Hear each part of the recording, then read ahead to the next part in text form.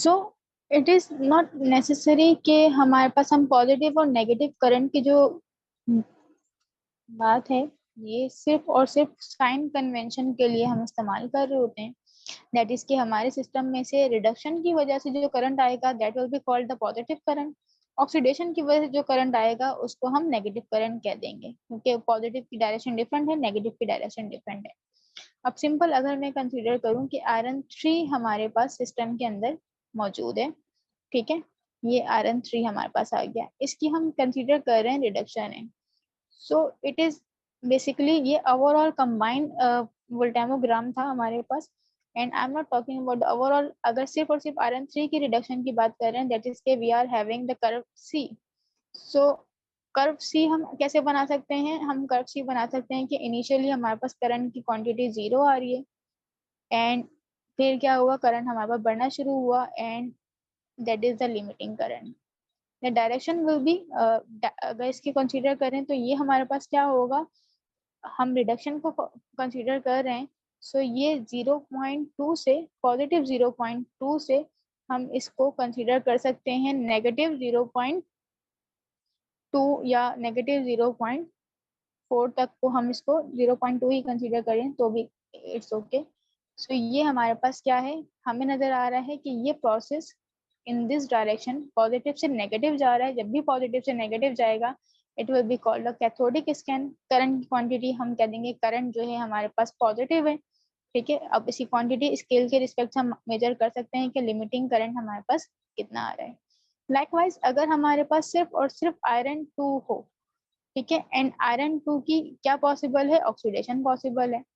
सो oxidation के लिए अगर मैंने करंट स्टार्ट किया, let's suppose here we are starting with the -0.2 से स्टार्ट किया, -0.2 के ऊपर आयरन 2 की ऑक्सीडेशन नहीं हो सकती। आयरन 2 की ऑक्सीडेशन या आयरन 3 की रिडक्शन का जो ये क्या है, हमारे पास half wave potential is basically zero potential पे, क्योंकि अप्लाइड पोटेंशियल को हम स्कैन सैचुरेटेड कैलोमल इलेक्ट्रोड की रिस्पेक्ट से मेजर कर रहे हैं। सो जीरो यहाँ पे क्या है, जीरो हमारे पास हाफ वेव पोटेंशियल है कि जीरो के ऊपर हमारे पास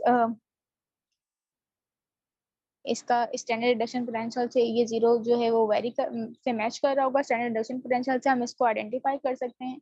और जो लिमिटिंग करंट है या जहाँ से हमारे पास करंट ऑक्सीडाइज या रिड्यूस होना स्टार्ट हुआ है, ये हमारे पास इसी हाफ वेव वैल्यूज के आगे पीछे आता है।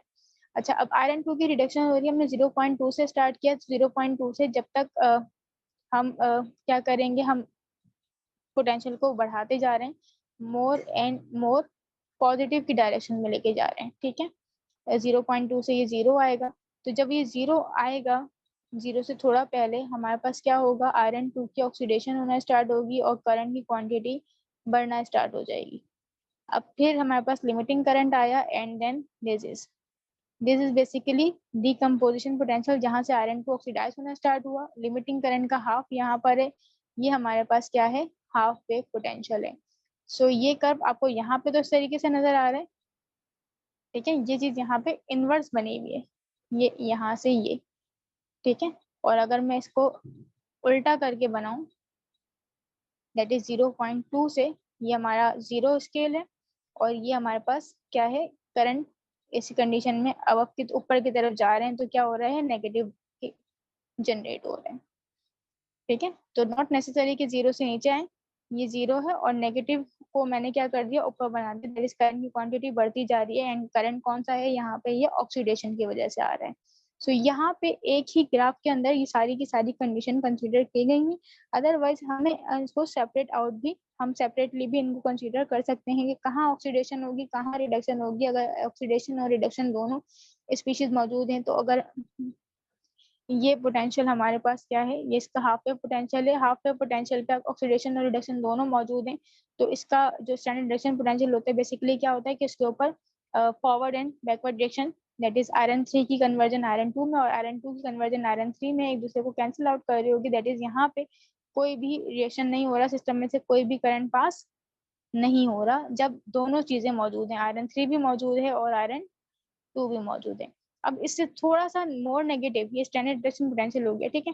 इससे थोड़ा सा मोर पॉजिटिव पोटेंशियल अप्लाई किया, फौरन क्या होगा, ऑक्सीडेशन स्टार्ट हो जाएगी, करंट आना शुरू हो जाएगा पॉजिटिव, और करंट आना शुरू हो जाएगा नेगेटिव, क्योंकि रिडक्शन स्टार्ट होगी नेगेटिव पोटेंशियल के ऊपर। थोड़ा सा इलेक्ट्रोड पोटेंशियल को हमने पॉजिटिव कर दिया, पॉजिटिव करने से क्या होगा, करंट आना शुरू हो जाएगा नेगेटिव, क्यों, क्योंकि ऑक्सीडेशन स्टार्ट हो जाएगी। सो ये चीज कब ऑक्सीडेशन कब रिडक्शन हमारे पास हो रही है, हम इसको प्रेडिक्ट कर सकते हैं। और कि कौन सा स्कैन कैथोडिक स्कैन कहलाएगा, कौन सा स्कैन एनोडिक स्कैन कहलाएगा, ये भी हम मालूम कर सकते हैं। अब ये जो लिमिटिंग करंट है ये बेसिकली क्या है, इससे हम ये डायरेक्टली रिलेट कर रहा होता है कंसंट्रेशन ऑफ द एनालाइट से। और एक करंट हमारे पास पहले भी आ रहा होता है जिसको हम कहते रहे कि जीरो करंट है, लेकिन वो जीरो नहीं होता, कुछ ना कुछ क्वांटिटी हमारे पास करंट की in the absence of the analyte भी आ रही होती है। In the absence of the analyte वही चार्जिंग करंट है। डिफरेंट हमारे पास सिनेरियोज हैं जिनकी वजह से हमारे पास कोई भी सिस्टम में से करंट पास हो सकता है, और वो बहुत ही स्मॉल एंड नेग्लिजिबल क्वांटिटी के अंदर करंट आ रहा होता है, and that current is called residual current. Residual current को कैसे डिफाइन कर सकते हैं कि in the absence of the analyte, जिस तरीके से ब्लैंक को डिफाइन कर रहे होते हैं कि ब्लैंक क्या है, उसमें एनालाइट मौजूद नहीं है, बाकी सब कुछ मौजूद है, उस वक्त जो एब्जॉर्बेंस आ रही है वो हमारी ब्लैंक की एब्जॉर्बेंस है। इसी तरीके से अगर एनालाइट को हटा दिया जाए तो एनालाइट की एब्सेंस के अंदर जितने भी हमारे पास सिस्टम के अंदर सपोर्टिंग इलेक्ट्रोलाइट है, सॉल्वेंट है, whatever the condition are, उस कंडीशन में जो सिस्टम में से करंट पास हो रहा है स्मॉल क्वांटिटी का, वो करंट हमारे पास क्या कहलाएगा, residual current. And again residual current is unwanted current. So हम क्या करते हैं, लिमिटिंग करंट में से जो हमारे पास मैक्सिमम वैल्यू आ रही है, इसमें से रेजिडुअल करंट को माइनस करते हैं, so we can have the diffusion current. और डिफ्यूजन करंट हमारा डिजायर्ड करंट होता है। हमें क्या करना है, लिमिटिंग करंट में से माइनस करना है किसको, रेजिडुअल करंट को।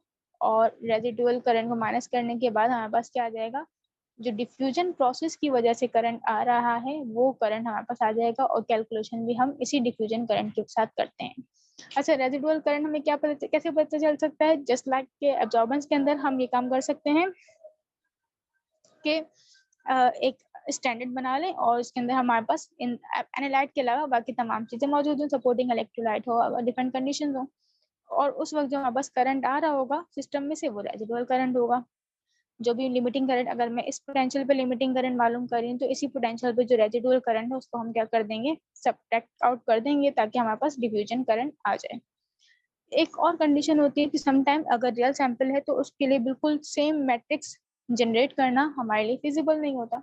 ऐसी कंडीशन में हम क्या करते हैं, ये जो रेजिडुअल करंट है हमारे पास, अगर आप देखें तो एक स्ट्रेट लाइन के अंदर इंक्रीज होता है। तो जहां से हमारे पास करंट आना शुरू हुआ एनालाइट की वजह से, यहाँ से हमने क्या किया, इस रेजिडुअल करंट को एक्स्ट्रापोलेट कर दिया, और एक्स्ट्रापोलेशन के बाद हम क्या कर सकते हैं, रेजिडुअल क्वांटिटी करंट की क्वांटिटी मालूम कर सकते हैं। क्वांटिटेटिव मेजरमेंट में जो करंट है हमारे पास, लिमिटिंग करंट बेसिकली, या हम कह सकते हैं मोर एक्यूरेटली डिफ्यूजन करंट जो हमारे पास है, वो डायरेक्टली प्रोपोर्शनल है किसके, कंसंट्रेशन ऑफ द एनालाइट के।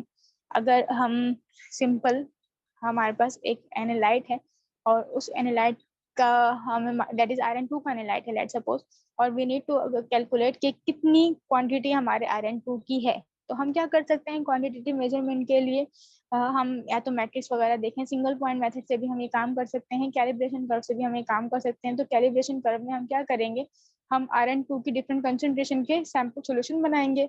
जैसे जैसे आयरन 2 की यहाँ पे कंसंट्रेशन बढ़ती जा रही है, 20 millimolar, 30 millimolar, 40 millimolar and 60 millimolar की कंसंट्रेशन हमारे पास आयरन 2 की है, और हमने क्या किया, इसको स्कैन किया। आयरन 2 की ऑक्सीडेशन हो सकती है, तो ये स्कैन क्या है, नेगेटिव से पॉजिटिव की डायरेक्शन के अंदर है। इनिशियली हमारे पास क्या है, रेजिडुअल करंट आ रहा होगा स्मॉल क्वांटिटी के अंदर, ठीक है, एंड करंट हमारे पास आ रहा है, एंड जैसे ही यहाँ पे क्या हुआ, यहाँ पर रिडक्शन के बजाय अब ऑक्सीडेशन स्टार्ट हुई, ऑक्सीडेशन की वजह से करंट आना शुरू हुआ, यहाँ पे जीरो करंट, एंड उसके बाद मजीद करंट इंक्रीज होता गया। अब ये जो लिमिटिंग करंट है ये डिपेंड कर रहा है क्वांटिटी ऑफ द या कंसंट्रेशन ऑफ द एनालाइट के ऊपर। जितना हाई कंसंट्रेशन है उतनी हाई क्वांटिटी लिमिटिंग करंट की आ रही है। इसका हम क्या कर सकते हैं, इसका हम कैलिब्रेशन प्लॉट कर सकते हैं, that is concentration of the iron 2 की रिस्पेक्ट से, यहाँ पे हम कंसंट्रेशन को प्लॉट करें, यहाँ पे हम लिमिटिंग करंट को प्लॉट करें, तो हमारे पास कैलिब्रेशन कर्व बन जाएगा। अब इसी रिस्पेक्ट से इसी सैंपल के अंदर या इसी कंडीशन के अंदर हम क्या कर सकते हैं, हमारा जो Rn2 था उसका सैंपल भी हमने कर लिया रन, उस सैंपल के लिए भी हमारे पास इसी तरह का कुछ ना कुछ कर्व आएगा लाइक दिस। ठीक है, अभी लिमिटिंग करंट की वैल्यू आई है, हमने क्या किया, हमने देखा कि लिमिटिंग करंट ये था, इसकी रिस्पेक्ट से कंसंट्रेशन क्या थी, तो हमारे पास कंसंट्रेशन हम मालूम कर सकते हैं कैलिब्रेशन से। अदरवाइज हम चाहें तो सिंगल पॉइंट मेथड से भी काम कर सकते हैं क्वांटिटेटिव मेजरमेंट के लिए। अच्छा, एक चीज और, जब भी हम करंट की बात करते हैं तो इट इज नॉट नेसेसरी कि हर दफा हमारे पास लिमिटिंग करंट ही आए, दैट इज करंट जो है हमारे पास फिक्स हो जाए। सम टाइम हमारे पास फिक्स करंट नहीं आता, बल्कि हमारे पास पीक करंट आता है लाइक दिस। अभी जैसे ये लिमिटिंग करंट है, लिमिटिंग करंट के हमारे पास करंट जो है मैक्सिमम आ गया, मैक्सिमम के बाद मजीद उसमें चेंज नहीं आ रहा, यहाँ पे हमारे पास ये पीक करंट है। सो यहाँ पे हमारे पास मैक्सिमम क्वांटिटी के बाद करंट जो है ग्रेजुअली डिक्रीज होना स्टार्ट हो जाता है। नाउ पॉइंट इज के ये लिमिटिंग करंट आता ही क्यों है। I have told you about it, but इसको थोड़ा सा हमें डिटेल के अंदर स्टडी करना है, दैट इज के क्या फिनोमेना हो रहा है लिमिटिंग करंट के लिए। दिस वन, बाकी सारी चीजें अगर हमारी क्लियर है तो हम इस चीज को कंसीडर कर सकते हैं कि लिमिटिंग करंट क्यों आता है। अच्छा, अब हमारे पास क्या है, इनिशियली ये हाफ वेव पोटेंशियल और this is decomposition potential, that is यहाँ पे क्या हो रहा है, एनालाइट ऑक्सीडाइज या रिड्यूस होना स्टार्ट हो रहा है। हमने इलेक्ट्रोकेमिकल सेल को देखा था, तो इलेक्ट्रोकेमिकल सेल के अंदर करंट की क्वांटिटी को पास करने के लिए या जो अपना एक स्टैंडर्ड रिडक्शन पोटेंशियल है उसके बगैर हमारे सिस्टम में से करंट पास नहीं हो सकता। इट इज लाइक दिस कि अगर मैं आयरन की बात करूं, so what is the standard reduction potential of the iron, that is 0.771। Iron 2 और आयरन 3 का रिडक्शन पोटेंशियल 0.771 है। ठीक है, ये ई नॉट की वैल्यू है। इससे अगर हम मोर पॉजिटिव डायरेक्शन में जाएं या इससे नेगेटिव डायरेक्शन में, नेगेटिव डायरेक्शन यहाँ पे क्या है, 0.76 हो जाए, 0.6 हो जाए, ये नेगेटिव डायरेक्शन है इस तरीके से। और पॉजिटिव डायरेक्शन क्या है, ये 0.78 हो जाए, 0.8 हो जाए, ये पॉजिटिव डायरेक्शन है। 0.771 वो कंडीशन है जहाँ पे जो हमारे सिस्टम के अंदर आयरन 2 और आयरन 3 का जो रेशियो है वो बिल्कुल फिक्स है, कांस्टेंट है, बराबर है। जितना आयरन 2 है उतना ही आयरन 3 है। किस पोजीशन पे, जो उसका स्टैंडर्ड रिडक्शन पोटेंशियल है। The quantity of the iron 2 and the quantity of the iron 3 are same. You can check it here. जो इसका स्टैंडर्ड रिडक्शन पोटेंशियल आ रहा है या जो हाफ वेव पोटेंशियल है, इस वक्त हमारे पास करंट क्या हो गया था, 0 हो गया था। That is quantity of the iron 2 and quantity of the iron 3 becomes equal. Okay. अब अगर हम पॉजिटिव डायरेक्शन में जाते हैं, पॉजिटिव डायरेक्शन में क्या होता है, जो ऑक्सीडाइज फॉर्म है, ऑक्सीडाइज फॉर्म की कंसंट्रेशन बढ़ जाती है एज कम्पेयर टू आयरन से। तो जो आयरन 2 है वो क्या होंगे, कन्वर्ट होना स्टार्ट हो जाएंगे आयरन 3 के अंदर, अगर हम मोर पॉजिटिव पे जाएं। अगर हम नेगेटिव डायरेक्शन में जाते हैं, इलेक्ट्रोड पोटेंशियल को नेगेटिव करते हैं, तो क्या होगा, आयरन 2 की क्वांटिटी बढ़ जाएगी एज कम्पेयर टू आयरन 3, और आयरन 3 जो है वो आयरन 2 में कन्वर्ट हो जाएगा। ठीक है, जितना मोर पॉजिटिव या मोर नेगेटिव पोटेंशियल करते जाएंगे, इतनी ही क्वांटिटी हमारे पास आयरन 2 और आयरन 3 की बढ़ती जाएगी। अब यहाँ क्या हो रहा है, यहाँ पे इनिशियली हमने पोटेंशियल दिया, वो पोटेंशियल अभी इस काबिल नहीं है कि वो हमारा आयरन 2 को आयरन 3 में कन्वर्ट कर सके, अगर मैं मोर पॉजिटिव डायरेक्शन में स्कैन की बात कर रही हूँ। ठीक है, ये पोटेंशियल आया, इस वक्त क्या हुआ, यहाँ पे आयरन 2 ऑक्सीडाइज होना स्टार्ट हुआ। अब आपको पता है V is equal to I R, that is potential जो है वो रिलेट कर रहा होता है करंट और रेजिस्टेंस के साथ। ठीक है, या हम कह सकते हैं current is directly proportional to the potential and the inversely proportional to the resistance. तो जैसे जैसे पोटेंशियल बढ़ाते जा रहे हैं वैसे वैसे करंट भी बढ़ता जाएगा। सो हियर से हियर, यहाँ से यहाँ जा रहे हैं तो क्या हो रहा है, पोटेंशियल बढ़ता जा रहा है, करंट की क्वांटिटी भी हमारे पास बढ़ती जा रही है। इसके बाद क्या आता है, इसके बाद अब जो है पोटेंशियल पे जो डिपेंडेंस है वो खत्म हो जाती है। अब हम कितना भी पोटेंशियल बढ़ा लें, करंट की क्वांटिटी बढ़ेगी नहीं। That is because of the limited, कह सकते हैं limited transport to the electrode surface. Analyte की जो ट्रांसपोर्ट है, एनालाइट इलेक्ट्रोड रिएक्शन जितने भी हैं वो सिर्फ और सिर्फ इलेक्ट्रोड के ऊपर हो सकते हैं। इलेक्ट्रोड सरफेस के ऊपर एनालाइट को आने के लिए जितनी देर चाहिए है, जितना टाइम लग रहा है, वो अब क्या हो गया है, कांस्टेंट हो गया है। इलेक्ट्रोड की एफिशिएंसी यहाँ पे इतनी ज्यादा हो गई कि जितने भी आयंस इलेक्ट्रोड के सरफेस के ऊपर मौजूद थे उन सबको ये बड़ी आसानी से क्या कर रहा है, ऑक्सीडाइज कर दे रहा है। लेकिन जितनी देर में एक एनालाइट या एक आयन इलेक्ट्रोड सरफेस तक पहुंच रहा है, अब वो क्या हो गई है, फिक्स हो गई है। दैट इसकी डिफ्यूजन पे डिपेंडेंट करता है। इसको हम कहते हैं डिफ्यूजन कंट्रोल सिस्टम के अंदर हमारे पास लिमिटिंग करंट आता है कि हर दफा एक आयन को आने में एक टाइम सेम क्वांटिटी लग रही है, सेम टाइम लग रहा है, तो सेम टाइम के इंटरवल के बाद हमारे पास एनालाइट की सेम क्वांटिटी इलेक्ट्रोड पे पहुंच रही है और वो सेम क्वांटिटी क्या हो रही है, रिड्यूस हो रही है या ऑक्सीडाइज हो रही है। ठीक है, तो यहाँ पे हमारे पास करंट जो है वो लिमिटेड आ जाता है। लिमिटेड करंट के लिए जरूरी है कि हमारे सॉल्यूशन के अंदर जो डिफ्यूजन लेयर की थिकनेस है वो क्या रहे, कांस्टेंट रहे, वो चेंज ना हो रही हो। एनालाइट को रिड्यूस होके इलेक्ट्रोड सरफेस तक आना है। ठीक है, सो इनिशियली एक मिनट,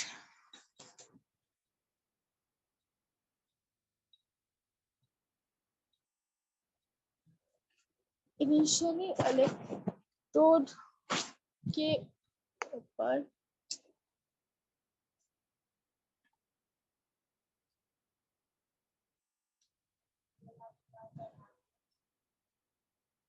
लाइट नहीं आ रही।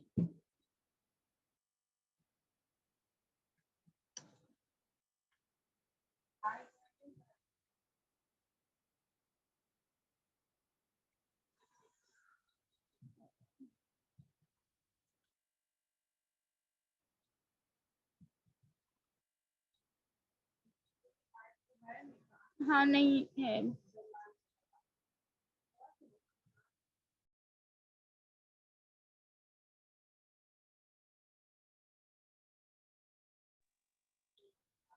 अच्छा, तो अब वोल्टेमोग्राम बेसिकली जो लिमिटिंग करंट आ रहा है वो इसलिए आ रहा है कि हमारे पास डिफ्यूजन लेयर जनरेट हो रही है। एंड डिफ्यूजन लेयर को अगर हम डिफाइन करें कि हमारा जितने भी रिएक्शन है वो होते हैं इलेक्ट्रोड सरफेस के ऊपर। ठीक है, अगर मैं इसको कंसीडर करूं, it is the electrode surface, this line is electrode surface and the quantity of the analyte present on the electrode surface वो क्या है, वो कंसंट्रेशन को हमने यहाँ पे एनालाइट की कंसंट्रेशन को ग्राफ यहाँ बनाया हुआ है। इनिशियली बहुत लो है इलेक्ट्रोड सरफेस पे, जितनी दूर इलेक्ट्रोड से जाते जा रहे हैं कंसंट्रेशन बढ़ती जा रही है और एक खास क्वांटिटी के बाद, एक खास डिस्टेंस के बाद हमारे पास कंसंट्रेशन पूरे सोल्यूशन में क्या हो गई, सेम हो गई, होमोजीनियस हो गई। इसको हम कह रहे हैं कि बल्क सोल्यूशन। ठीक है, ये मैक्सिमम कंसंट्रेशन हमारे पास मौजूद थी। रिएक्शन हो रहा है इलेक्ट्रोड सरफेस के ऊपर और इलेक्ट्रोड सरफेस के ऊपर जैसे जैसे रिएक्शन होता जाएगा वैसे वैसे कंसंट्रेशन कम होती जाएगी। कंसंट्रेशन कम होने से, इलेक्ट्रोड सरफेस पे कंसंट्रेशन कम होने से, अगर हम ये इलेक्ट्रोड सरफेस के ऊपर कंसंट्रेशन डिपेंड कर रही होती है इलेक्ट्रोड के पोटेंशियल के ऊपर। जैसे हमने यहाँ पे कंसीडर किया था कि Rn2 एंड Rn3 की जो कंडीशन हमारे पास है यहाँ पर कि इलेक्ट्रोड के ऊपर अगर हम मोर पॉजिटिव पोटेंशियल अप्लाई करेंगे तो क्या होगा, Rn2 जो है वो कन्वर्ट होना शुरू हो जाएगा Rn3 के अंदर। और अगर हम मोर नेगेटिव पोटेंशियल अप्लाई करेंगे तो क्या होगा, Rn3 जो है Rn2 में कन्वर्ट होना स्टार्ट हो जाएगा। अब इलेक्ट्रोड के ऊपर कितनी कंसंट्रेशन या कितनी क्वांटिटी मौजूद होगी इलेक्ट्रोड, ये डिपेंड करता है पोटेंशियल के ऊपर। अगर मैं यहाँ पे इस कंडीशन की बात करूँ तो इस कंडीशन में आप देखें quantity of the current is very very small. ऐसी कंडीशन में इलेक्ट्रोड की एफिशिएंसी इतनी नहीं होती। यहाँ पे हमारे पास क्या होगा, जो कंसंट्रेशन हमारी बल्क सॉल्यूशन के अंदर है, एनालाइट के ऊपर भी उतनी ही कंसंट्रेशन है, इलेक्ट्रोड सरफेस के ऊपर भी एनालाइट की वही कंसंट्रेशन है, और उनमें से बहुत ही स्मॉल क्वांटिटी जो है वो कन्वर्ट हो चुकी होगी आयरन 3 में। इलेक्ट्रोड एफिशिएंसी की बात करें, we are talking about the electrode efficiency.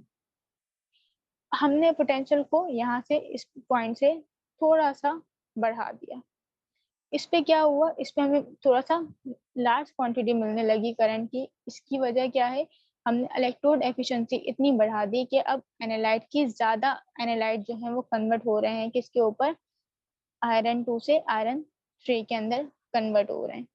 ठीक है, सो इलेक्ट्रोड के ऊपर जो कंसंट्रेशन है, अगर हमारे सॉल्यूशन में इनिशियली डेट सपोज के 10 मिलीमोलर का सॉल्यूशन था, तो 10 मिलीमोलर से क्या होगा, हमारे इलेक्ट्रोड सरफेस पे जो कंसंट्रेशन होगी वो लेट सपोज 7 मिलीमोलर या 8 मिलीमोलर की कंसंट्रेशन रह जाएगी इलेक्ट्रोड सरफेस के ऊपर आयरन 2 की। मजीद पोटेंशियल बढ़ाने से क्या होगा, वो जो 7 मिलीमोलर रिमेनिंग रह रहे थे वो इलेक्ट्रोड सरफेस पे और कम हो जाएंगे एंड इट बिकम 5 और 4, और इसी तरीके से कंसंट्रेशन कम होती जाएगी, इलेक्ट्रोड सरफेस पे ज्यादा क्वांटिटी में करंट आता रहेगा। जो जो जब हमारे पास लिमिटिंग करंट आ रहा है, लिमिटिंग करंट हमारे पास बेसिकली वो पॉइंट है जहाँ पे इलेक्ट्रोड की एफिशिएंसी इतनी बढ़ गई कि इलेक्ट्रोड सरफेस पे कंसंट्रेशन हमारी अप्रोक्सीमेटली या रीचेस टू जीरो।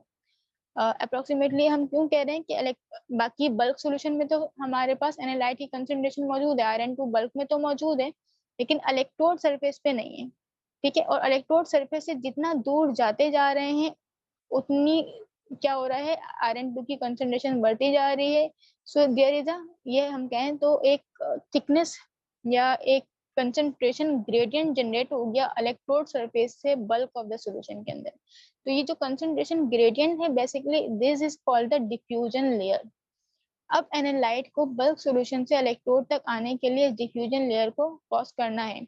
अगर हम क्या कर रहे हैं, कन्वेक्शन अप्लाई कर रहे हैं, दैट इज हम इस सॉल्यूशन में स्टायरिंग कर रहे हैं। ठीक है, स्टायरिंग से क्या होता है, डिफ्यूजन लेयर की जो थिकनेस है वो हमारे पास कांस्टेंट हो जाती है, वो मजीद नहीं बढ़ रही होती विद रिस्पेक्ट टू टाइम। सो अब एक एनालाइट यहाँ से अगर बल्क ऑफ द सॉल्यूशन में से आयरन 2 जो है इलेक्ट्रोड सरफेस तक रीच करके जा रहा है, तो जितनी देर एक बल्क सॉल्यूशन से इलेक्ट्रोड सरफेस तक पहुंचने में एक आयन को लग रही है उतनी ही देर दूसरी आयन को लगेगी। तो अब इलेक्ट्रोड सरफेस पे मैक्सिमम क्वांटिटी के अंदर ऑक्सीडेशन का प्रोसेस हो रहा है और इसकी वजह से लिमिटिंग करंट आ रहा है, लेकिन करंट मजीद क्यों नहीं बढ़ रहा, क्योंकि एक पर सेकेंड पर यूनिट टाइम बहुत ही लिमिटेड क्वांटिटी इलेक्ट्रोड सरफेस तक पहुंच रही है।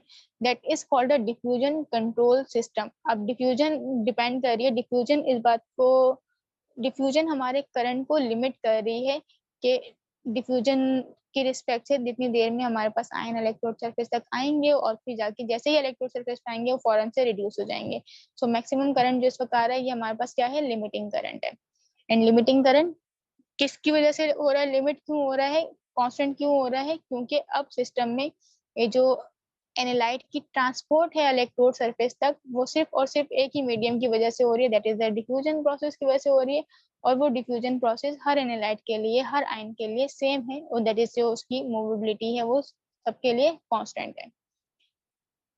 अब अगर हम स्टायरिंग ना करें, if we stop stirring, stirring नहीं करेंगे तो क्या होगा, जो थिकनेस थी डिफ्यूजन लेयर की, दैट इज जो डिस्टेंस है जिसके अंदर कंसंट्रेशन ग्रेडियंट जनरेट हो रहा है, वो विद रिस्पेक्ट टू टाइम जैसे जैसे टाइम गुजरता जाएगा वो कंसंट्रेशन ग्रेडियंट हमारे पास बढ़ता जाएगा, और दैट इज के इलेक्ट्रोड सरफेस पे कंसंट्रेशन सबसे कम है एंड उससे दूर जाते जा रहे हैं तो कंसंट्रेशन बढ़ती जा रही है। ठीक है, विद टाइम जीरो के ऊपर सेम कंसंट्रेशन थी जो बल्क सॉल्यूशन की है, वही इलेक्ट्रोड सरफेस के ऊपर है, टाइम गुजर गया, थोड़ा सा पास हुआ, तो क्या हुआ, हमारे इलेक्ट्रोड सरफेस के ऊपर कंसंट्रेशन कम हो गई। क्यों क्यों कम हुई, क्योंकि इलेक्ट्रोड के ऊपर रिएक्शन हो गया, अगर आयरन 2 था तो वो आयरन 3 में कन्वर्ट हो गया। फिर उसके बाद वेरी फर्स्ट लेयर जो है हमारे पास मौजूद है, उसने क्या किया, वहां के आयरन इलेक्ट्रोड सरफेस के ऊपर आए, उन्होंने इलेक्ट्रॉन गेन लूज किए और आयरन 3 में कन्वर्ट हो गए।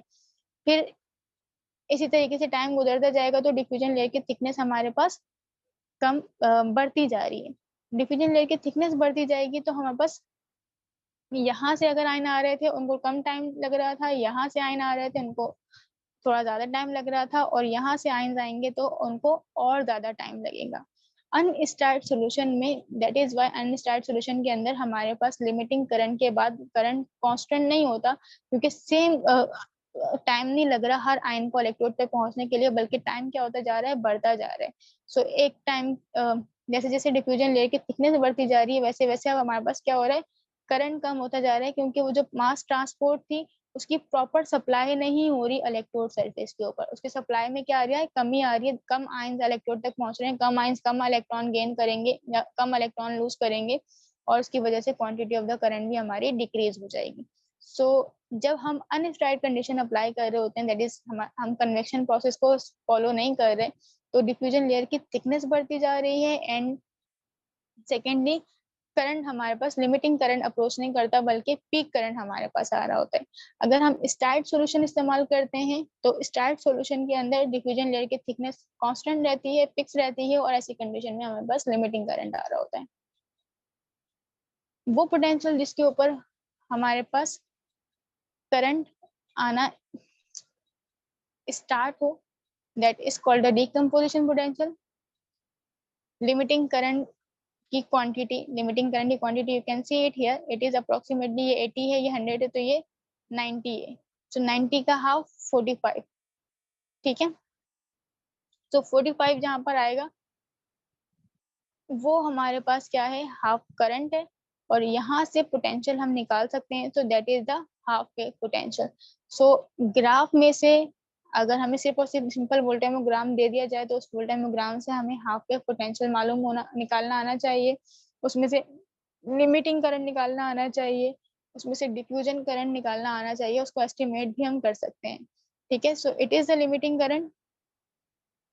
वैल्यू एस्टिमेट करनी होगी तो हम क्या देखेंगे, हम ये देखेंगे करंट की यूनिट क्या है, करंट माइक्रो एम्पियर के अंदर है, ये 80 है, ये 100 है, उनके बिल्कुल मिड की वैल्यू है, तो ये it will be 90। So limiting current की वैल्यू आई हमारे पास 90 micro ampere. Half wave potential will be 45 micro ampere.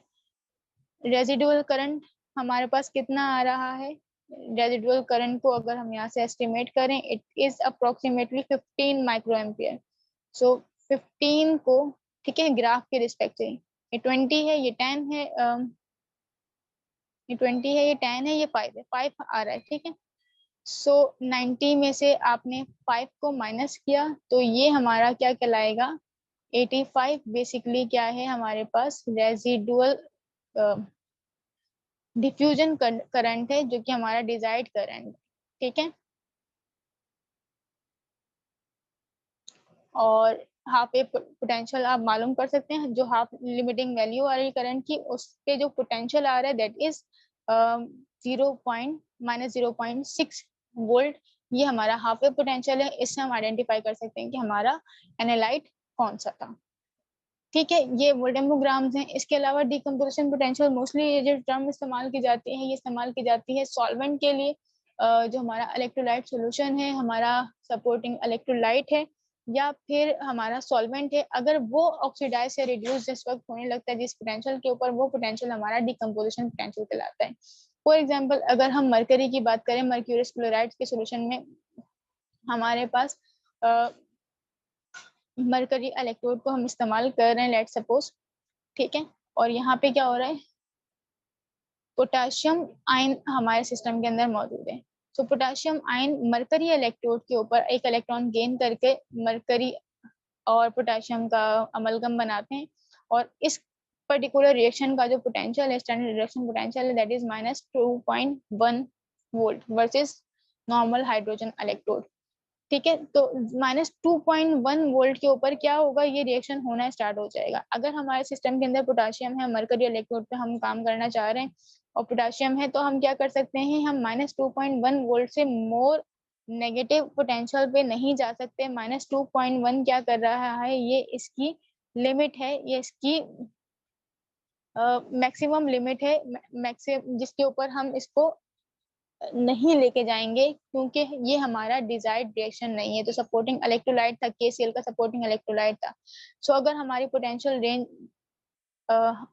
KCl को हम सपोर्टिंग इलेक्ट्रोलाइट के तौर पे कब तक इस्तेमाल कर सकते हैं, इससे पहले पहले, ठीक है। अगर हम इस रेंज में काम करना चाहें, तो इस रेंज में आप देखें, इस रेंज में कोई भी किसी भी किस्म का करंट नहीं आ रहा, दैट इज कि सपोर्टिंग इलेक्ट्रोलाइट KCl हम इस रीजन में इस्तेमाल कर सकते हैं मरकरी इलेक्ट्रोड पे। इससे अबव में क्या हो रहा है, पोटेशियम की रिडक्शन हो रही है। इससे बिलो में क्या हो रहा है, हमारे पास मरकरी की ऑक्सीडेशन हो रही है। जो मरकरी इलेक्ट्रोड था क्लोराइड की प्रेजेंस के अंदर मर्क्यूरियस क्लोराइड बना रहा होता है किस पोटेंशियल के ऊपर, 0.25 के ऊपर। तो ये हमारी क्या कर रहा होता है, हमारी ऑक्सीडेशन या रिडक्शन की रेंज को, पोटेंशियल की जो रेंज है जिसमें हम काम कर रहे हैं, उस पोटेंशियल की रेंज को लिमिट कर रहा होता है डीकम्पोजिशन पोटेंशियल। तो कोई भी सपोर्टिंग इलेक्ट्रोलाइट है, हमें मालूम होना चाहिए कि क्या उसकी लिमिटिंग पोटेंशियल की रेंज है, किस वक्त वो खुद डिकम्पोज होता है, ऑक्सीडाइज या रिड्यूस हो रहा है, उस रेंज के अंदर हम उसको या उस पोटेंशियल के ऊपर उस सपोर्टिंग इलेक्ट्रोलाइट को, उस पर्टिकुलर सपोर्टिंग इलेक्ट्रोलाइट को इस्तेमाल नहीं कर सकते। ठीक है, तो रेंज ऑफ पोटेंशियल दो ही चीजें डिफाइन कर रही होती है, एक इलेक्ट्रोड मटेरियल, इलेक्ट्रोड मटेरियल खुद तो डिकम्पोज नहीं हो रहा, या इलेक्ट्रोड मटेरियल के ऊपर डिफरेंट एनालाइट के ऑक्सीडेशन या रिडक्शन पोटेंशियल जो होते हैं वो डिफरेंट होते हैं। इसके अलावा कंपोजिशन ऑफ द सॉल्यूशन, जिसमें इलेक्ट्रोलाइट सॉल्यूशन भी आता है, जिसमें सपोर्टिंग इलेक्ट्रोलाइट भी आता है। अगर electrolyte solution for example water है, तो वाटर खुद भी ऑक्सीडाइज या रिड्यूस हो रहा होता है। और इसके अलावा अगर सपोर्टिंग इलेक्ट्रोलाइट है, सपोर्टिंग इलेक्ट्रोलाइट में भी पॉजिटिव या नेगेटिव आयंस ही होते हैं जो कि ऑक्सीडाइज या रिड्यूस होने की कैपेबिलिटी रखते हैं। तो हम वो एनालाइट इस्तेमाल करते हैं, वो सपोर्टिंग इलेक्ट्रोलाइट इस्तेमाल करते हैं जिनका ऑक्सीडेशन या रिडक्शन पोटेंशियल हमारी वर्किंग पोटेंशियल रेंज में ना हो। ठीक, ये फिर हमारे पास क्या है, कुछ वर्किंग पोटेंशियल रेंज है। प्लैटिनम इलेक्ट्रोड को -0.2 से 0.9 की रेंज के अंदर हम इस्तेमाल कर रहे होते हैं, क्योंकि 0.2 से लो नेगेटिव पोटेंशियल के ऊपर क्या होता है, वाटर के अंदर जो हाइड्रोजन आयन है उनकी रिडक्शन स्टार्ट हो जाती है। सेम अगर एट द गोल्ड, मरकरी के ऊपर हाइड्रोजन का रिडक्शन पोटेंशियल जो है वो ज्यादा है, दैट इज आवर पोटेंशियल ज्यादा है कि मरकरी पे हाइड्रोजन इतने आसानी से रिड्यूस नहीं होती, तो उसकी जो हमारी पोटेंशियल रेंज है नेगेटिव रीजन के अंदर थोड़ी सी ज्यादा मिल जाती है। So it is all about today and types of voltammetry. ये हमारे पास के डिफरेंट इनपुट के जरिए से या डिफरेंट किस्म की हमारे पास वोल्टामेट्री जनरेट होती हैं। ये जो अभी तक हमने डिस्कस किए that was linear scan, linear sweep voltammetry हमारे पास थी, इसके अंदर टाइम के रिस्पेक्ट से इनपुट को अगर देखें तो with respect to time current potential जो है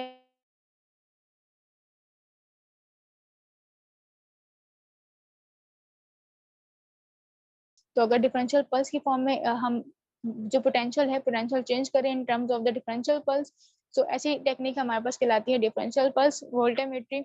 अगर हम उसको स्क्वायर वेव की टर्म के अंदर चेंज करें, दैट इज इनपुट सिग्नल जो है हमारा स्क्वायर वेव की फॉर्म के अंदर हो, सो वो कहलाती है स्क्वायर वेव पोटेंशियल वोल्टामेट्री।